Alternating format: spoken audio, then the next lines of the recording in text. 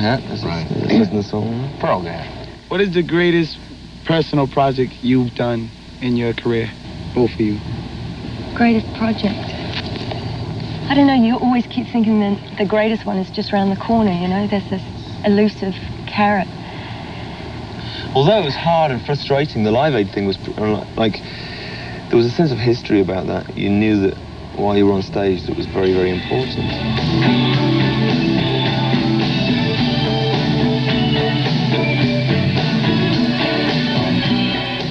Although it was like we were only on there for 10 minutes or something, you know, it wasn't the most epic thing.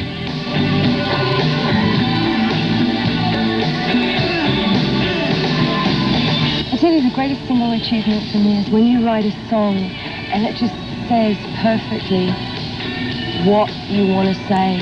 It just, and sometimes the greatest moment is when we're walking down the street, right, and you see somebody like a window cleaner or somebody that you don't know that's maybe a lot older than us and they're singing one of your songs, you know, and they don't know you're there.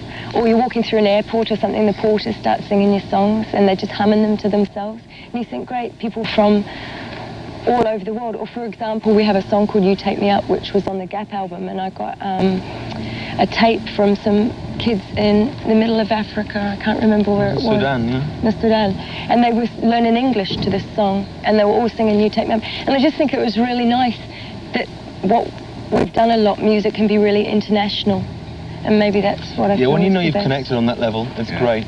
Because, you know, well, look at us, we're weird. We call weirdos, right? we don't necessarily appeal to the really, really average people. You know, it's the people who are maybe more interested in the oddball things, unusual music, and so on and so forth. So in a sense, they're an easy target for us. We know they're going to be naturally predisposed to checking us out. But when you do connect with someone who you'd least expect, you know, then that's. It's quite touching, actually. Sometimes it makes you feel real. It's good, because what you're going for, I mean, what we've been always more interested in is the human things that we've all got in common. It's too easy to say, you know, go for all the differences, and everybody's making a lot of thing out of the differences between cultures, between males and females, between whatever. But we've always coming from the rhythm aspect of everybody has heart, everybody's got rhythm. Just trying to link up those common elements. We have to take a break right here, but we will be backstage and back on Wraparound here. Great Woods with the Thompson twins, whom we'll also see throwing banana peels at each other and in concert. Where did you put that? Oh, it's up here. Look at that. It's wonderful in addition there. Darling.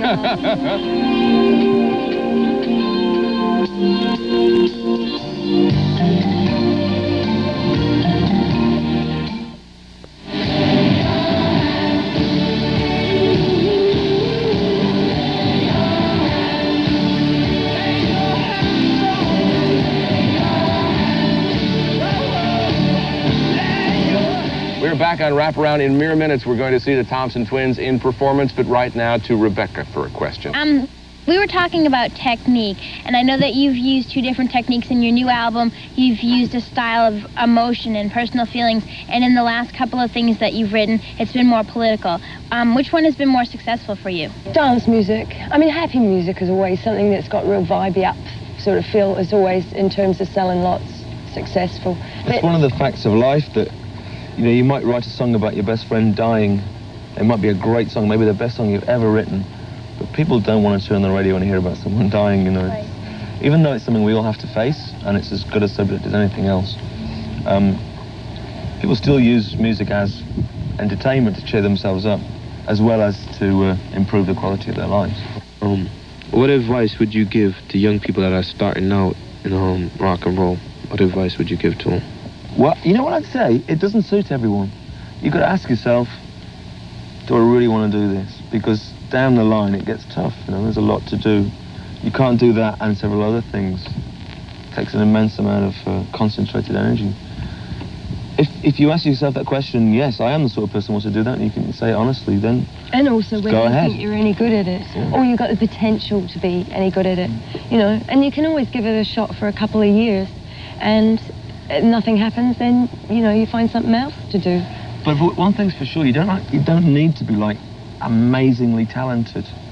Talent's one thing, enthusiasm and energy is the other thing, you know. All you guys could be rock stars, no question about it.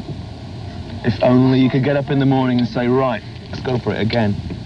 We have to wrap up this part of it, but and thank you so much. This is great for you to take time out before the concert. My pleasure. And now, through the magic of video, we will see Tom and Alannah, the Thompson twins, on the stage at Great Woods.